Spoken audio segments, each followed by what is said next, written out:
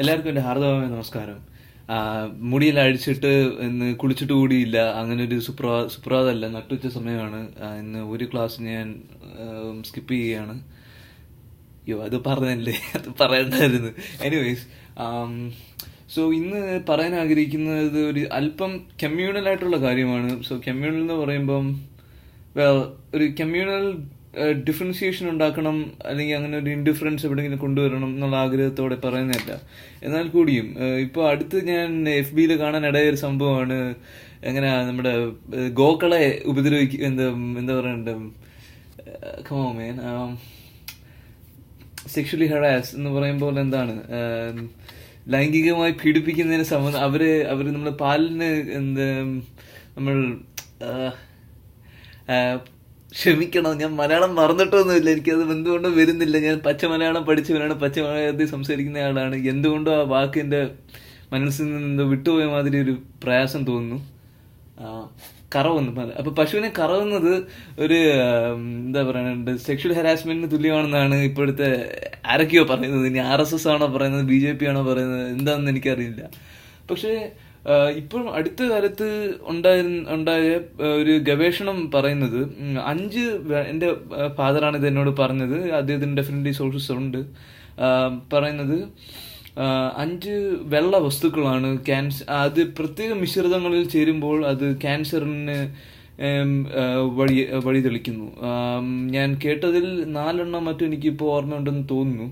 അതിനകത്ത് ഒരെണ്ണം പാല് തന്നെ ആയിരുന്നു, പശുവിൻ്റെ പാലിന്നാണോ, എന്തായാലും പശുവിൻ്റെ പാലാണ് നമ്മളിൽ ഭൂരിഭാഗവും കൺസ്യൂം ചെയ്യാറുള്ളത്. അപ്പം പശുവിൻ്റെ പാലുണ്ട്, പിന്നെ പഞ്ചസാര, മൈദ,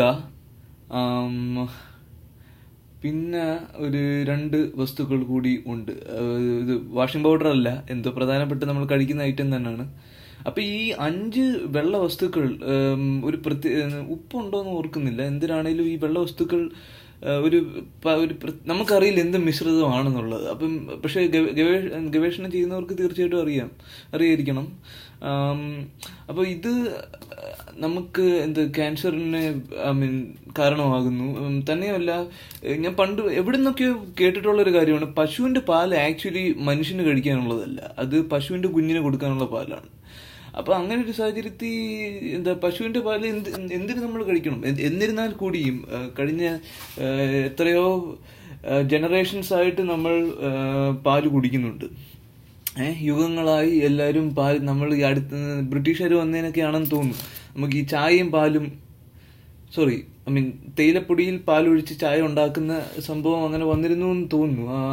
അപ്പോൾ അതിന് മുന്നേ നമ്മൾ പാല് കൺസ്യൂം ചെയ്യുന്നുണ്ടായിരുന്നു. ബട്ട് അത് ആക്ച്വലി മനുഷ്യനുള്ളതല്ല. സോ ഇത് ഞാൻ പറയുന്നത്, ഞാൻ ഒരു RSS അനുഭാവി ആയതുകൊണ്ടോ ഒന്നുമില്ല. എന്തുകൊണ്ടാണ് ആക്ച്വലി RSS എസ്റ്റാബ്ലിഷ് ചെയ്തതിൽ ആ പ്രിൻസിപ്പിളിനെ എനിക്ക് ഇഷ്ടമുള്ള കാര്യമാണ്. പക്ഷേ അതുകൊണ്ട് ഞാൻ ഒരു RSS അനുഭാവി ആണെന്ന് പറയില്ല. ഇങ്ങനൊരു സേക്രഡ് ത്രെഡ്, ഇത് ആക്ച്വലി ഇത് ഇന്ത്യയിൽ നിന്ന് പോലും അല്ല, ഇത് ഒരു കംബോഡിയൻ മങ്ക് എനിക്ക് പൂജിച്ച് ഞാൻ കിട്ടിയതാണ്. സോ അതാണ് എനിക്ക് പറയാനുള്ളത്. അല്ലാതെ ഒരു RSSന്റെ അനുഭാവി എന്നോ ഉള്ള കാഴ്ചപ്പാടി പറയുന്നതല്ല. എൻജോയ്.